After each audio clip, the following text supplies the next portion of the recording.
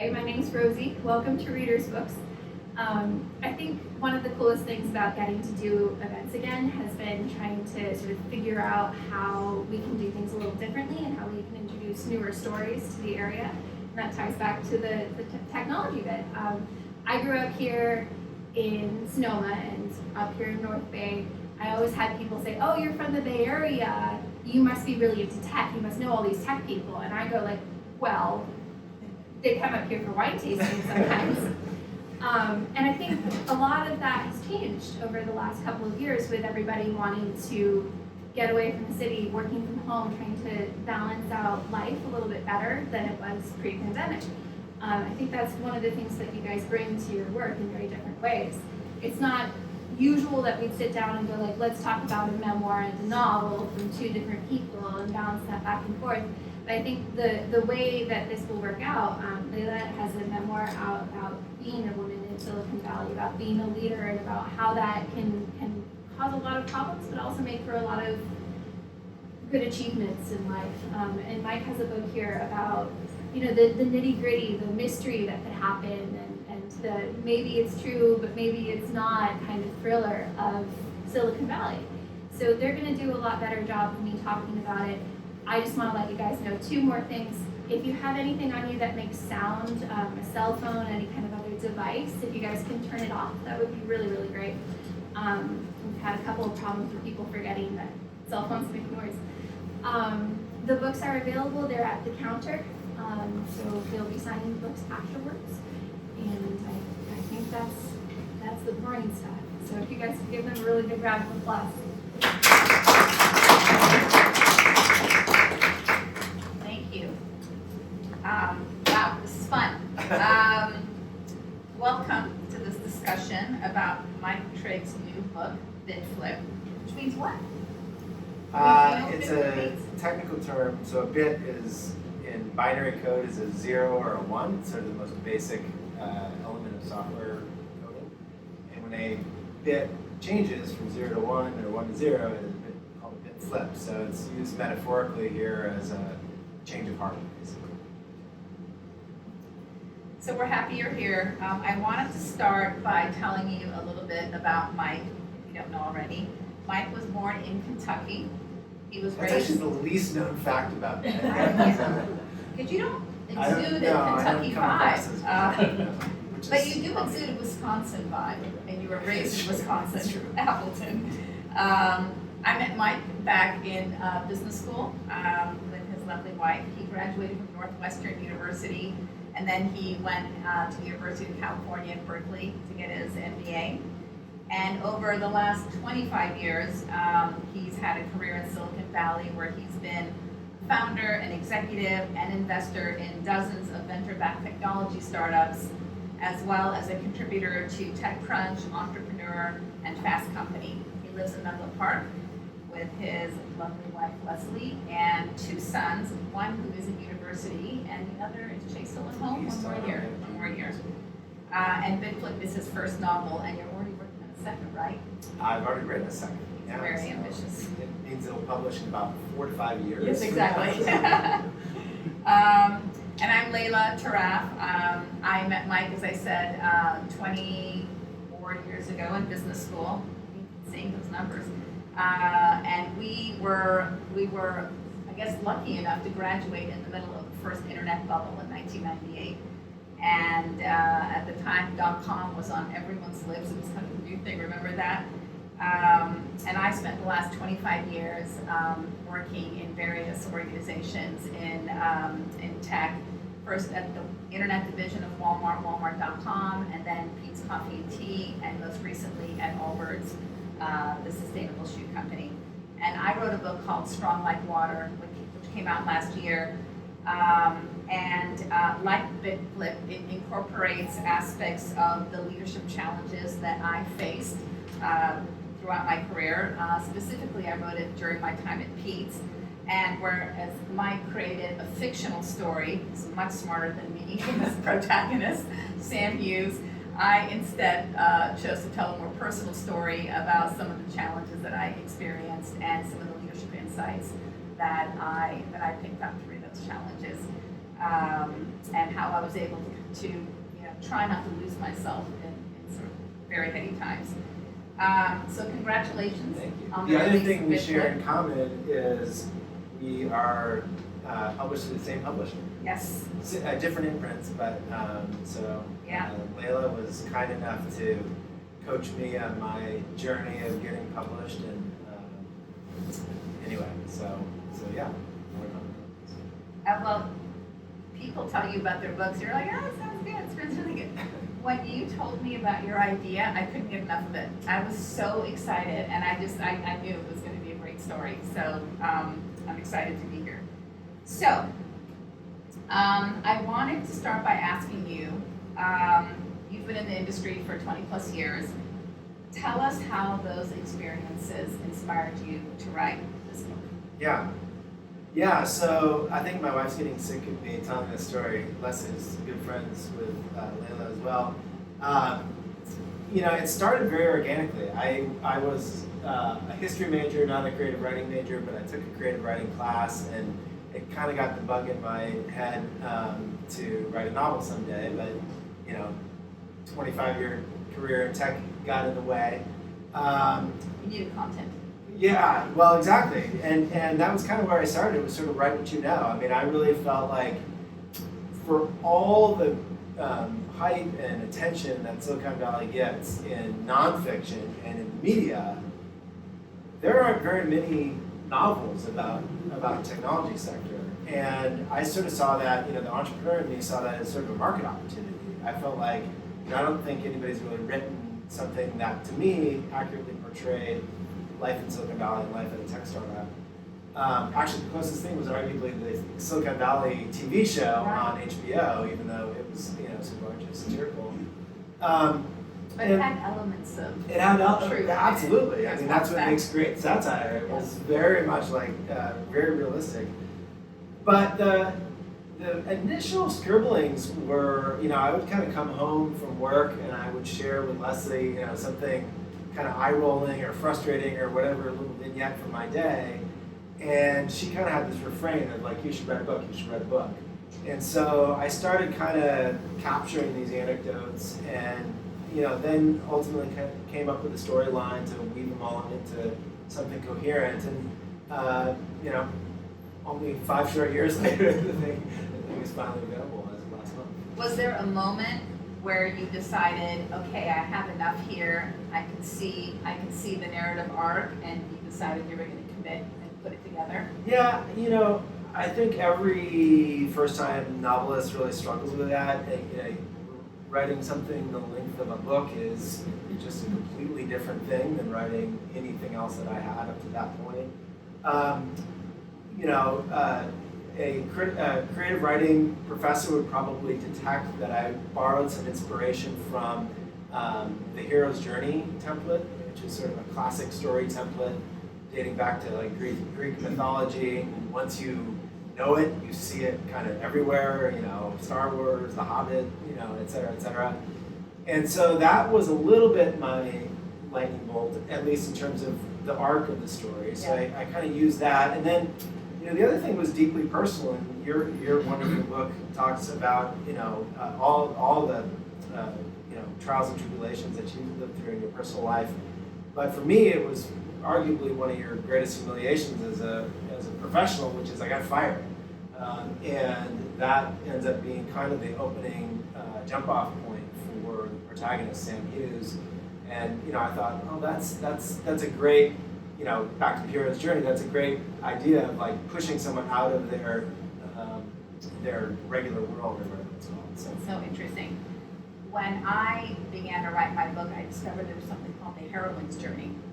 And so the hero. How is it different? Well, the hero, primarily, lots of ways, but at the highest level, the hero's journey is about going out and conquering the evil guys and finding mentors and then finding what, the elixir and taking it back home. Yep. But the heroine's journey is an inner journey, and it's finding out who you are by going within. And this Joseph Campbell wrote the story of Man of a Thousand Faces, right, where he laid out the hero's journey, and there was an author named Maureen Murdoch who asked him, what about women? where are they in this story? And Joseph's answer was, well, they just wait for the men to come home. Yikes. So she goes, no, that's not gonna work for me. And so there she Well, goes. I think an interesting and underappreciated aspect of the hero's journey template is it is also, to me, ultimately about the internal conflict of the character, Absolutely. right? Like, even though they go out and they do all this heroic stuff and they slay some things and whatnot, it really is a journey of redemption and what happens when they get home and what internal demons they kind of overcome. So, That's really right. thank you. So early in the book, we meet the protagonist, Sam Hughes, a startup COO, who's being interviewed at a conference for entrepreneurs. And he unexpectedly gives an unvarnished assessment of what he thinks startup culture is really about. Are you going to read it? It's good. I can read it, yeah.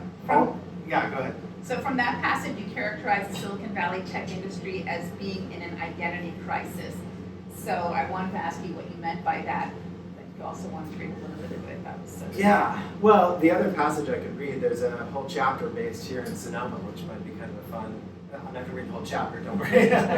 But that might be another thing I could read from. The theme comes up and the words are used repeatedly in the book of this mantra that when we came to the Valley in the late 90s and really continued on until today was this, we're making the world a better place. It was this, frankly, self-righteous belief that technology is only good, it has no negative byproducts like other industries of oil and whatever.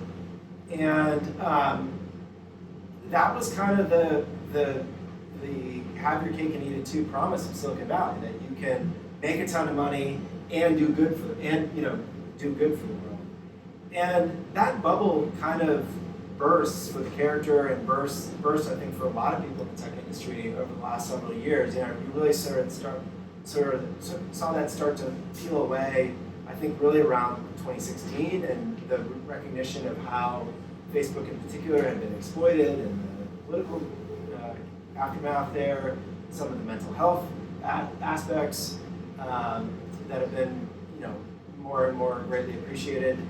And then, COVID happened too. And so I think for a lot of people in the tech industry, what I describe as sort of this identity crisis is like, well, if I'm not making the world a better place, like, what am I doing exactly? And I've really seen this, my last operational role I had at, I felt like it was a pretty young team, many people early in their careers, kind of in their 20s and early 30s, and they were really struggling with that. They were kind of a little bit unmoored. Yeah. If you look at statistically in San Francisco, this blew me away. San Francisco overall has declined in population over COVID by about 5% roughly. But in certain demographic groups, notably people 25 to 35, they've lost 25% of the population of people in that age group. And that to me really speaks to this, why am I here? If I can't go out to bars and clubs and restaurants, and I'm paying high rent, and I don't get to go in the office. And this is why I thought Laila would be a perfect person to chat with about this, because she's had chief people officer roles and has seen this dynamic play out for a lot of people. Yeah, there's no easy answer on that one, because it depends. Every employee wants something a little different, but like young people generally who are still single who want to go out, they want to meet each other. It's starting to happen now, but what's really interesting now is after 2 years of working at home or working remotely or having flexibility, even though maybe mentally they want to go back, they're having a hard time giving up total flexibility. Right? Yeah. So I don't know what's going to happen. I think it's going to be an interesting resurgence. Well, you think about that age, so your job blurs with your social life so substantially, and to not have that group of people, even now today, people ask me, would you ever go back to work in an operational role in a company again? I said, the thing that I miss by far the most is the people. It's the team and the social interaction of that are my fondest memories from my career. Yeah, and if you miss that early in your career, it really is a miss. One of the things that I thought was interesting is in the book, Sam talks about Google's motto, "Don't be evil," right? And he says that as an industry, we just keep changing the goalposts of what constitutes evil. And so, you're queuing this up perfectly, because this is, this all happens in Sonoma, this exact conversation. So maybe you can give us a brief reading from that passage, right? Is that you going to that, page 146? Yeah. Thank you. I gotta find it. And I've gotta get my newly acquired, thanks to readers, readers. So yeah, there's a sequence where Sam and his wife are out wine tasting with another couple, and Sam is kind of venting about this potential fraud that he suspects is going on within his company, and basically sort of the moral dilemma of what am I going to do about that. So just find where 146. Oh yeah. So his friend Todd says, remember the Google mission statement, don't be evil. Don't be evil, Sam echoed incredulously. That's such bullshit. Do you really think that's the credo of big tech anymore? As an industry, we've just kept moving the goalposts of what constitutes evil. Developers obsess about how to make their apps more addictive to users. Websites force visitors to sign up for newsletters, then spam them incessantly. Online services make it practically impossible for people to cancel their subscriptions. Advertisers siphon personal data and compromise our privacy. Data aggregators scrape personal data about us from social media websites. And hackers exploit this entire treasure trove of information to perpetrate fraud, from identity theft to fake news. I think most people would call that stuff evil. But as an industry, we present them as best practices. We just keep weaving a more and more elaborate lie, pretending we're not facilitators, enablers to forces that are corrupting our society. And meanwhile, those are the companies that are having multi-billion-dollar IPOs. Every day, there's just more and more proof you need to be evil to win, and I'm tired of losing. So, this is obviously kind of a pivotal moment for Sam, where he's sort of like, I've tried to be the good guy. He has this sort of Midwestern upbringing, and he's kind of saying, screw it. I see a path here, and this is kind of the beginning of a little bit of a slippery slope, more than a little bit, a very slippery slope he gets into, where he kind of does what, I remember doing in my career and have seen a lot of people do, where you rationalize, you justify, you thread the needle, and there are very real trade-offs in a startup, right? If you stub your toe and you have an issue with fraud, you're not going to raise any more money. You're going to lay off all the people that you've been working with. So he really struggles through the rest of the book with those kinds of trade-offs. But do you think that this is more prevalent in big tech companies, and what's your opinion on that? It can be. I think the challenges are different. I wrote about this recently on my blog. You've all probably, well, maybe not, know the term unicorn. So a unicorn in tech speak is a private company that has over $1 billion valuation. And the term was coined because that was so rare. Back in the dot-com bubble, people would, go public if they had a valuation of $1 billion. Now there are, I think, 1,300 unicorn companies. Not really unicorns anymore. Not really unicorns anymore. It's like a stable of unicorns, right? And so why is that? Because they don't want to face the scrutiny of being in a publicly traded stock and the filing requirements that entails. And so I do think that there are some challenges that private companies face even before they can be considered, quote unquote, big tech. That maybe that's something that needs to change. Maybe you say, I don't know, after a certain valuation, you're not allowed to just say we're not going to go public. You're still going to be obliged to file the same documents with the SEC, et cetera. So those are, I think, challenges. And then in bigger companies, I think the dynamic you can see is you need to keep growing, right? You need to keep growing. And it is very tempting, in fact, almost an imperative to turn the dials of that machine to ensure that that growth continues to happen. And I share a little anecdote because it's a personal axe to grind. If any of you follow me on social media, I use Facebook, I use Twitter, I use all the socials, and I can see each of them changing the bargain with me.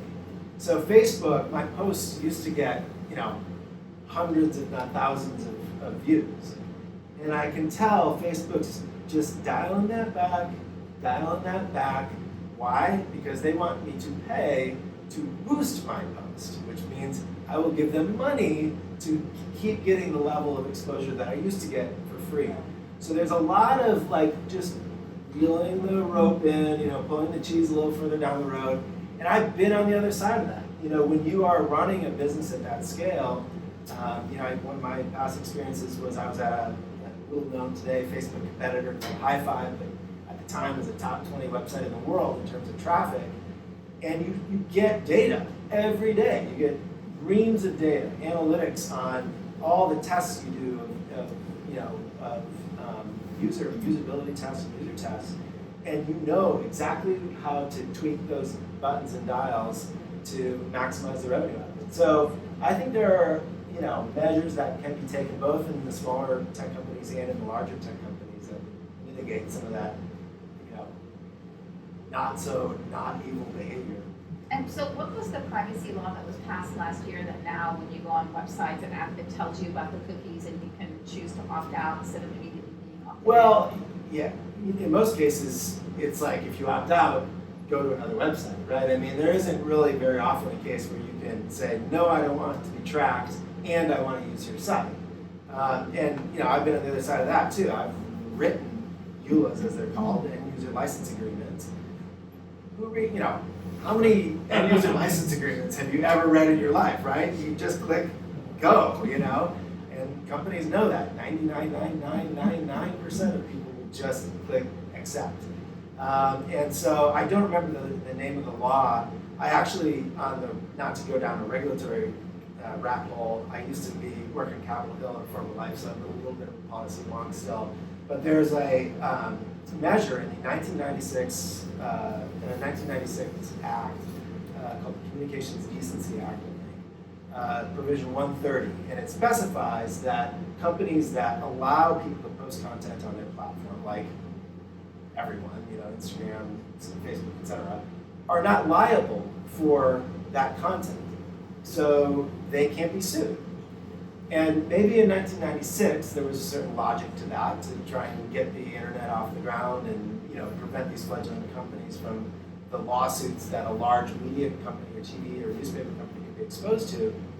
Now that's a ginormous loophole for the entire industry, and I think in particular it's been exploited around our political process, that misinformation and disinformation just run wild on those platforms. And here's the little irony, even though I think in many ways the big tech companies have been good stewards and tried to mitigate that, they often get accused of tipping the scales to their political persuasion.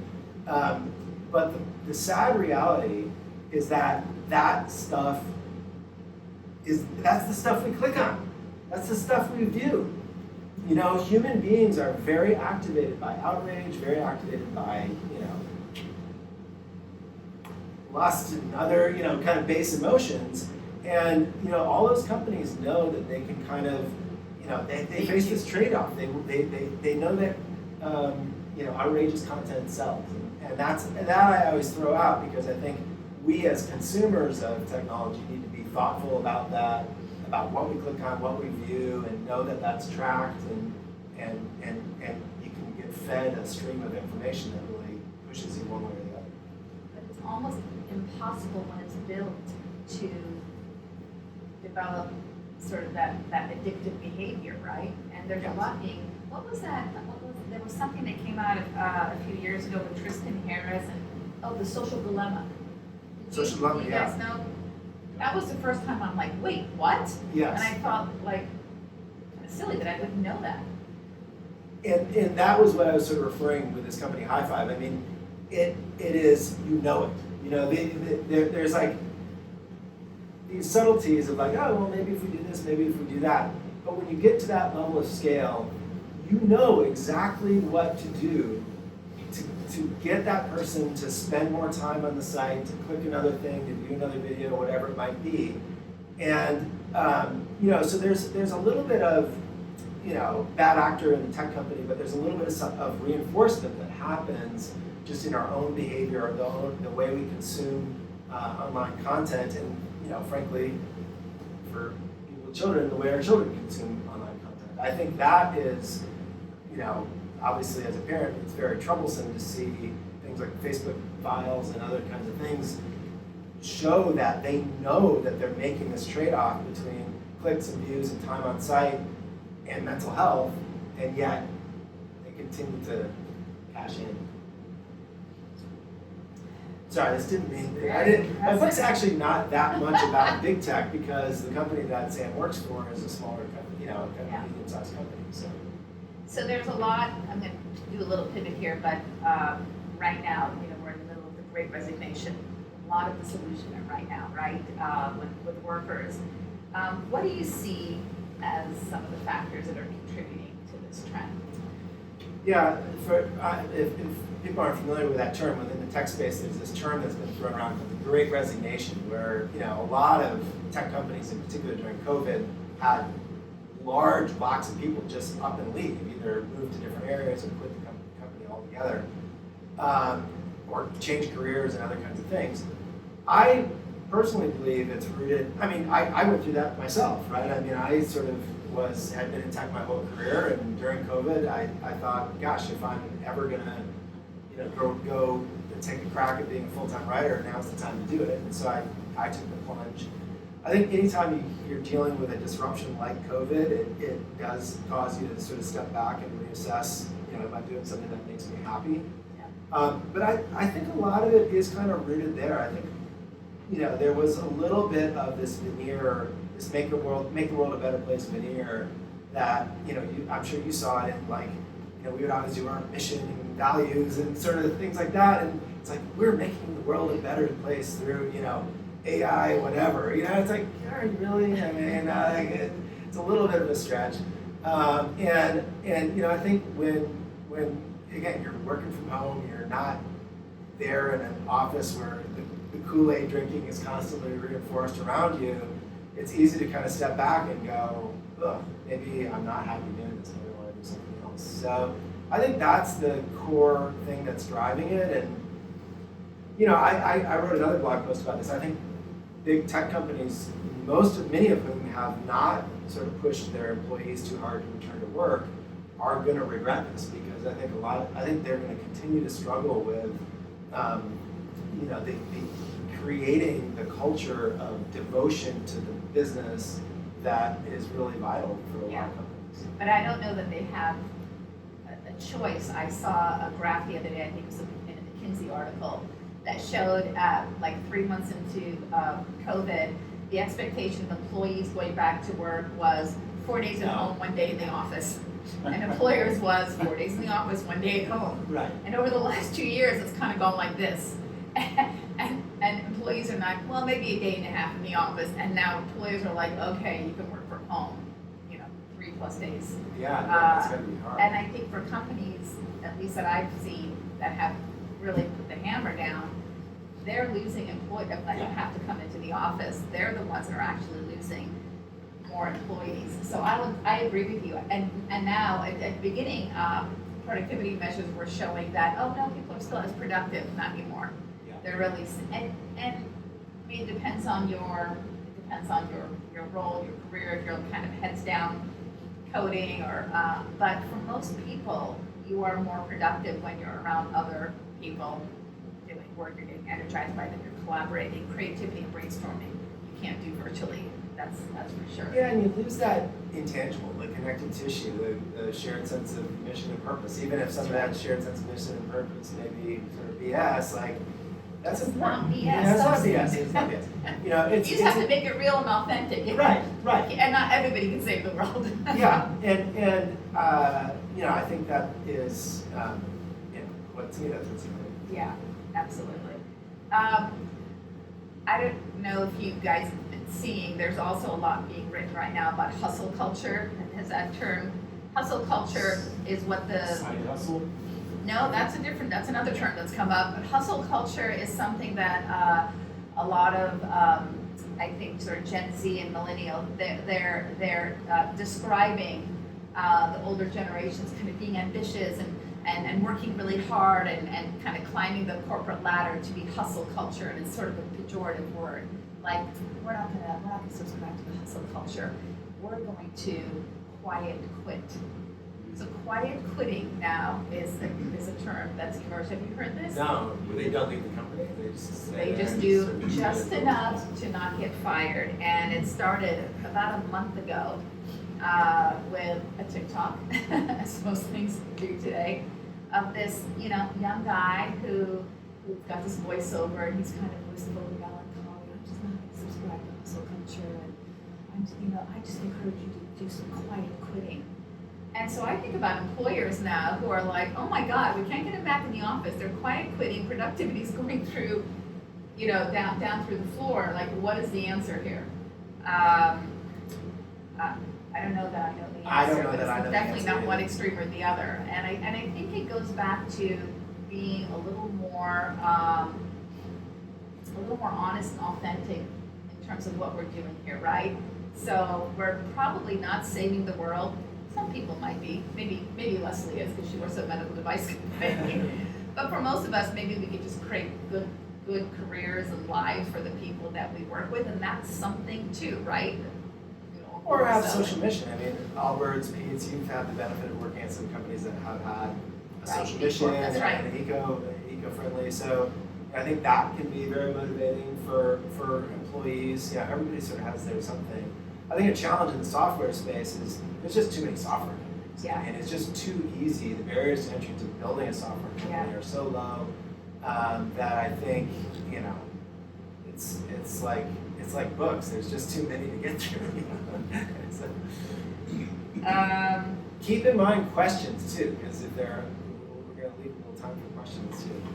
I just have one more question, then we can open it up. Yeah. I'm just curious what your experience is about sort of the whole tech bro culture that has been written about and that we've experienced in different ways. But you've never been one of the tech bros, in my opinion. But I'm wondering, Hopefully not. as a Although, there's a little bit of self-awareness that I kind of went through as I wrote the book and thought, kind of went through the professional stuff I was going through as I was writing the book. That, sometimes I probably was seen as a tech bro by people who were just listening to our conversation or whatever it might be. There's another passage where Sam's like, I wear fleece vests, I drink kombucha, like I'm the same jerk that I pretend to, dislike so much. And so, sorry, what was the origin of your question though was not that, it was sort of what drives the tech bro culture? Or Yeah, and what's your perspective on it?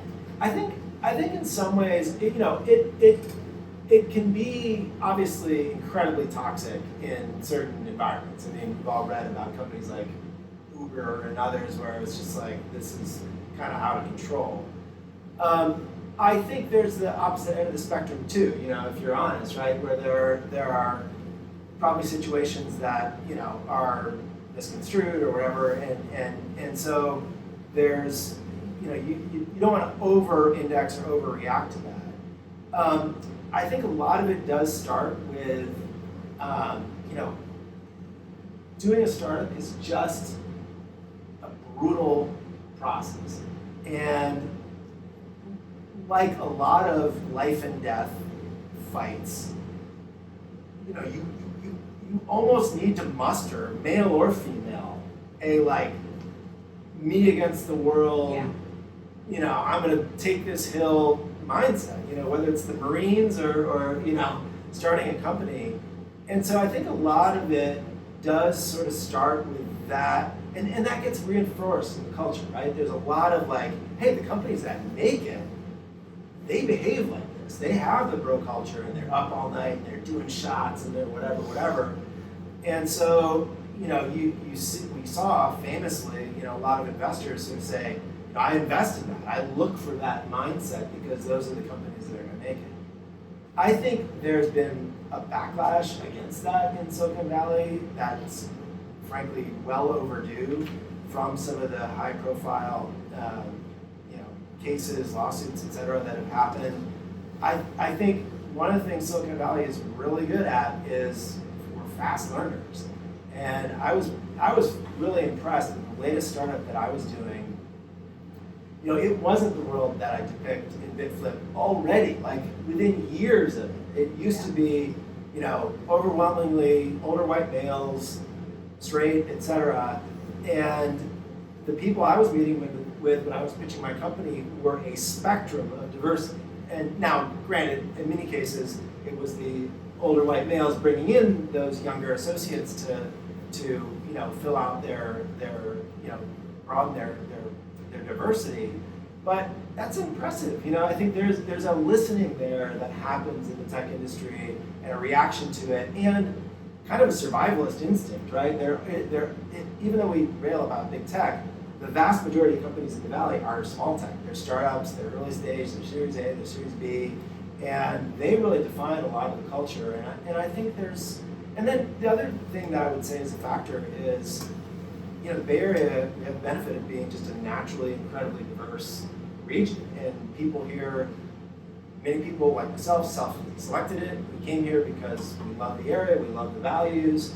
And so I think that's another thing that's allowed the tech industry to correct some of that and to purge some of that behavior relatively quickly. Yeah, there's a strong disruption. Yeah. Yeah, status quo. Well, we can open it up, and we'd love to hear your questions. It's so hot here. Yeah. This is switching gears. It's a fascinating discussion about the tech industry, but I'm curious about your experience, the writing challenges you guys face.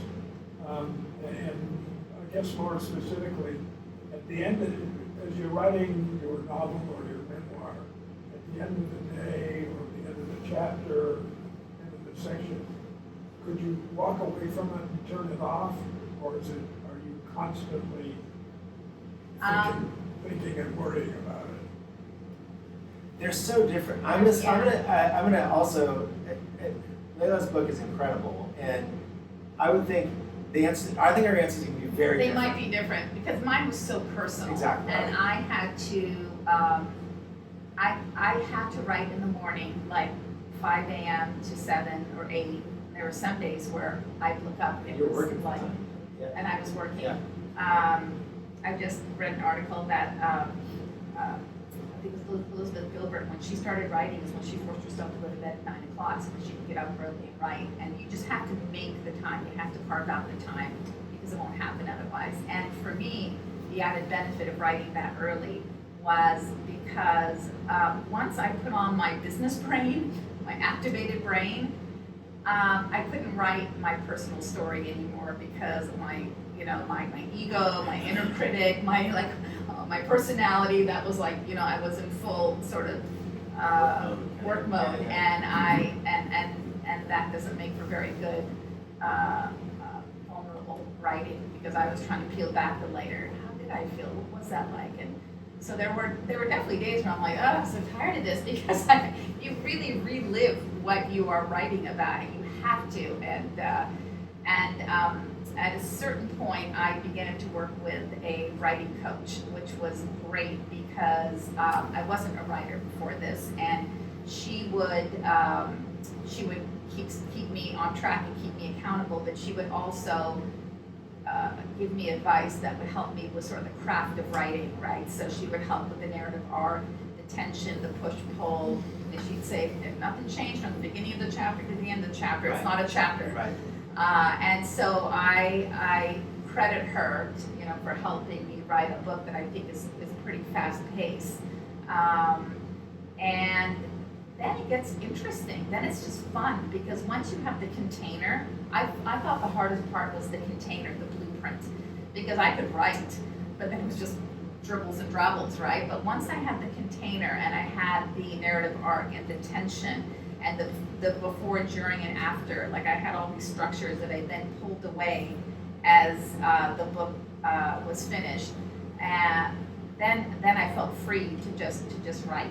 And I still have in my notes, I'd be, on the ferry or whatever, I'm like, oh, I remember something. Yeah. And I would write it in my phone, and then later I'd come back and I'd read it, and then I would write out the whole scene. So that was what it was like for me.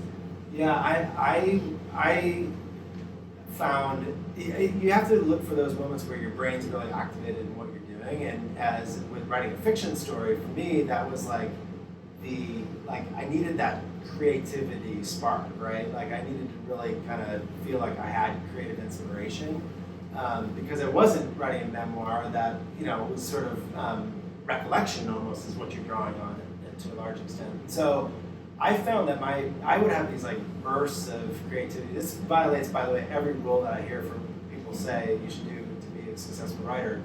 But I had this ride the wave mindset that I had where I didn't force it if it wasn't coming to me. But if I had a creative spark and it was 11 p.m., I'd ride it until 3 a.m. or whatever it took, and so I'd sort of have these bursts of productivity. Some of that I would go back and it was complete crap, and I had to dump a lot of it. But when you have that idea, I found I really wanted to like get it out as quick as I could. Just curious, what percentage of this culture that you're talking about do women have a role in? Like, I think about some of the aggression and so on and so forth that you're talking about. It's a male attribute. Are the women playing this role too? No. Yeah. I mean, well, first of all, again, tech gets criticized for its lack of gender diversity, but there are women in prominent roles at a lot of companies. I mean, they're and not to the degree they should be, but I've certainly seen a lot of quote unquote tough women in the industry. I think by and large there is a predisposition, probably more from men, to behave that way and act a certain way, and to have that be reinforced. But I also see, again, like women in those environments, to their credit, are calling bullshit on it too, right? There's a willingness to raise the hand or discuss it with HR. Now. I agree. Now. That's been emboldened just in the last 5 years. Exactly. Post Me Too is probably a good barometer for it. So I would say business was built on the patriarchy, right? Those are the norms. And the women that rose to senior levels, maybe a generation or half a generation before us, had to do it in the way that the men did it, because that was the power structure. They were tough. And I feel like sort of our generation was starting to see like, at least, and that's part of what my book was about. I could run with the guys. I could be tough. I loved achievement. Like once said to my friend, I said, I used to be a bitch. She goes, no. She said, I wouldn't call you a bitch. She said, if I ever had something hard I needed to talk about, she goes, you wouldn't be the first person I would come to. She goes, because I knew you just want to solve the problem, wrap it up. And I think for me, it was easier to solve the problem, wrap it up in a bow, and stay away from the icky feelings, yours and mine and everybody else's. And I think that is probably more of a masculine trait. I'm not saying that men don't feel, I was doing it too. And that was my big awakening, which is, you know what, I can kind of sit with this and I can develop the ability to do that. And I think now with the millennials and with Gen Z, they're much more sensitive. Now the challenge is the other direction. They're very sensitive. They talk a lot about mental health and all the things we never talked about. But now we need to build that resilience, right? So it's like, I feel like the pendulum is swinging from one extreme or the other to the other. And I will say even younger men now are not as alpha as the guys, right? So I think part of it is just that the cultural norms are shifting, and so men and women are reacting to that. Another process question, which is, as you were writing, so you've written 2 books now, So that you started off, you had an idea, but then had to take a life of its own, so you're kind of surprised by the result. Like things happened in the writing of it where you didn't see it coming, and then it ended up being something that you didn't. That didn't expect. Yeah, absolutely. So, like Laila, I worked with a developmental editor along the way, and that was really transformative for me. I'd written the story in a fairly, linear timeline and things like that.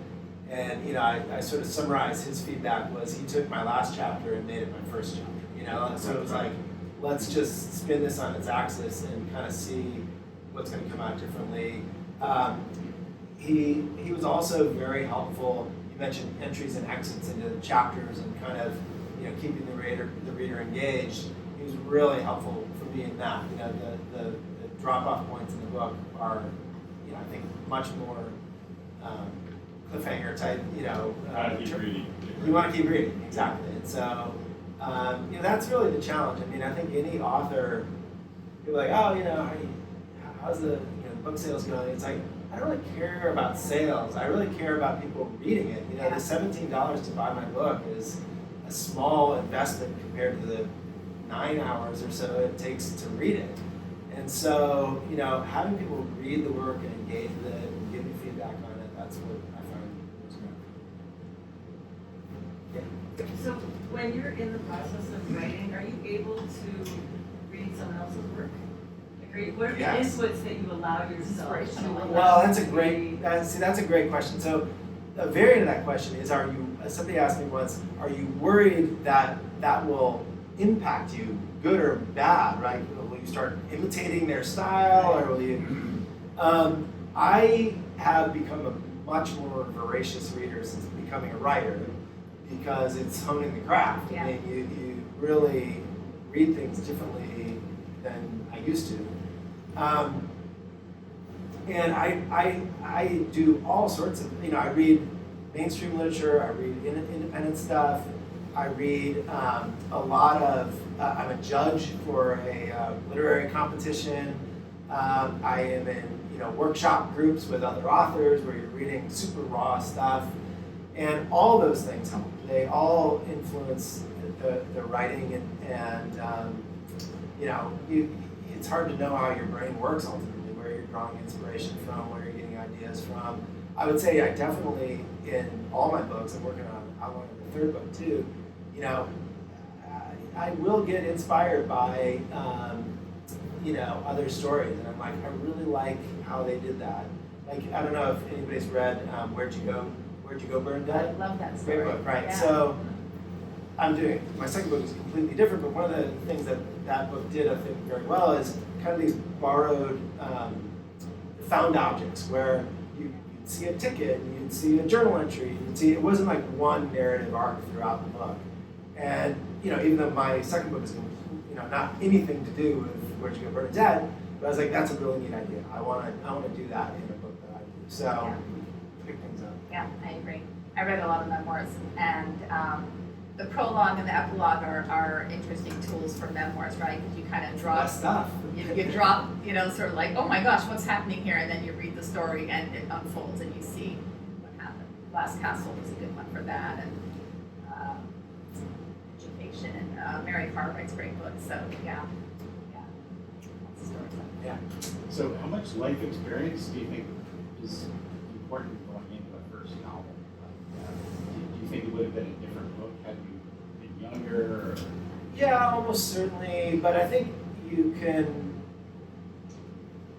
have an amazing life experience kind of at any age. I mean, I just read Laila Tarraf's new book called Night Crawling. She's a debut author out of Oakland, and she's young. I mean, I think she was 17 when she, that's the age of the character. I think she probably was that age maybe when she started writing the book. So she's very young. And so, it depends, I think, on the subject of the story. Yeah. I couldn't have written this book when I was in my 20s because, it depicts a world that I didn't know anything about at the time.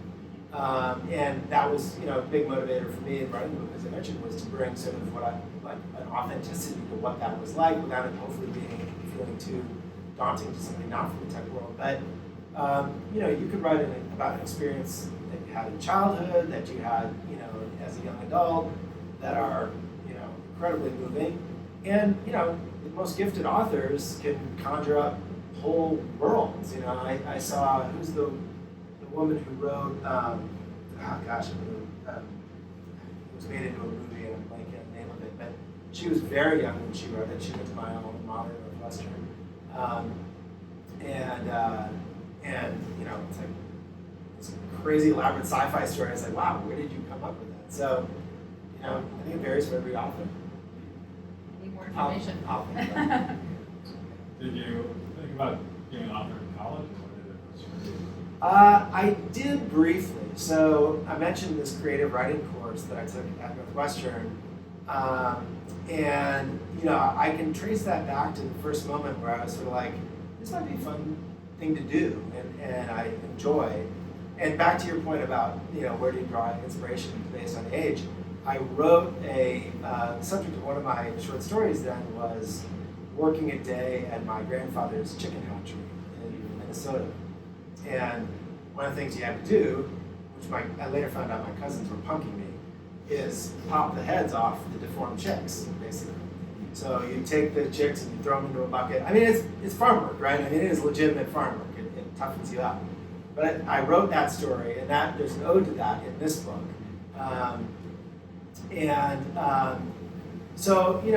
But I think coming out of undergrad, I was like, I can't make money. I can't make a living as an author. Like, I'm going to do something different. So I pursued a lot of sort of writing adjacent things. I got into public relations. I got into marketing. Then I discovered tech back in the mid-90s and decided to pursue that. And it wasn't until much later that I realized my desire to do entrepreneurship was also a creative outlet. That was, for me, instead of writing books and composing music or creating art, I was creating products and creating companies. And so, I kind of recognized that late in life, kind of like an oh duh moment. But that's always been creativity's always been important. So I guess in your putting your marketing hat on, so to speak, when you're writing, so you build companies, and then they were a thing, and then so when you build a company, then you have some sort of idea about who you're marketing to, who your audience is, Yeah. what you're going to do. So Yeah. did any of that? Absolutely. Yeah. So that's The writing process. Yeah. I mean, I did approach it Who's your audience? a little bit like a product person would, right? I thought about who's the target reader for this. I think I do think, unfortunately, like men don't read as much as women, just full stop, factually. 5%. Yeah, and I think that gets also reinforced, like any product category, that more books that sort of target female audience kind of come out. But I wanted to write a book that I wanted to read, like was kind of my selfish motivation. And I've been super gratified to hear people who aren't, tech industry veterans in their middle age like myself, say I love the book, right? Because really when you unpack it, it's not a story about tech. It's a story about ambition. It's a story about what you're willing to do to realize that ambition. It's a story about family. There's several chapters where he's back in his Ohio family's house. And so I think those kind of universal themes hopefully mean it'll have a broad audience, but I wanted to write a book for people that, kind of like myself. I think it's going to be. I hope so. I really think it's got all the makings. It's exciting. We have time for one more question. Is there?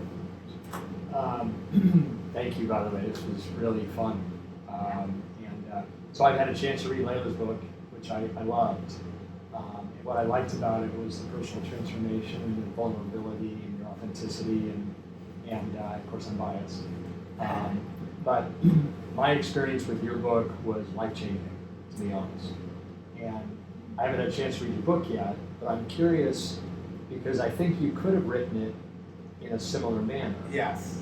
but you chose to do it in fiction. Yes. So I'm curious, what your decision was. Well, this is my biggest question. I'm sorry. That's right. This is my biggest question for Laila, is that, writing a memoir is so personal, right? I mean, you really are like, you're talking about real people that you really worked with, and what your impressions were of them. I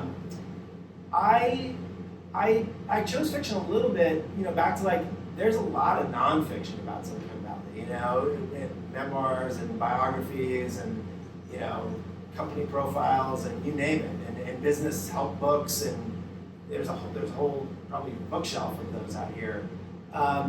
But I felt like to encapsulate the story I wanted to tell, I needed to fictionalize it. I didn't want to, like with the characters in particular, there's no character in the book that's like, oh, that's this person.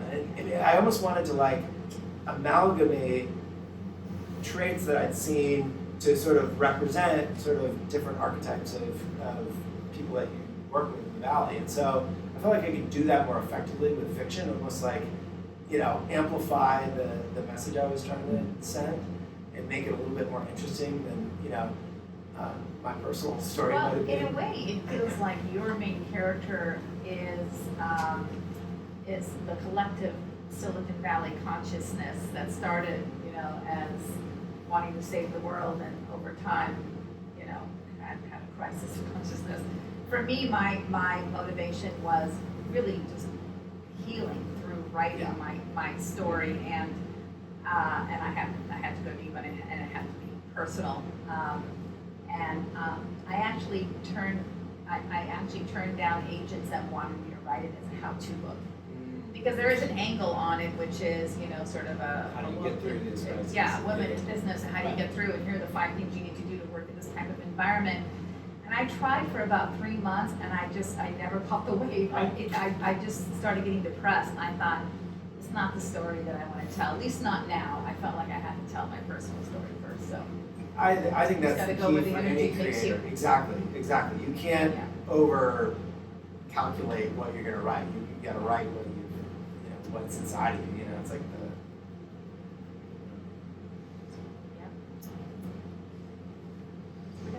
Thank you. Fantastic. Thank you so much for coming. There's books for sale. There's books for signature. Books make wonderful Christmas gifts. Halloween. We got Thanksgiving coming up. Were you a marketing guy? Yeah, exactly. He's a very good marketer. So thank you all. Thank you. That's great.